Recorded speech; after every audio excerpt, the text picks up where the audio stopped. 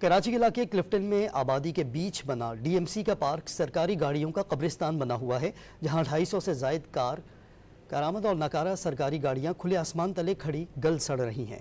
Secretary SNGD نے گاڑیوں کے جلد نیلامی کا عندیہ دے دیا ہے۔ رپورٹ کر رہے ہیں عاصم خان۔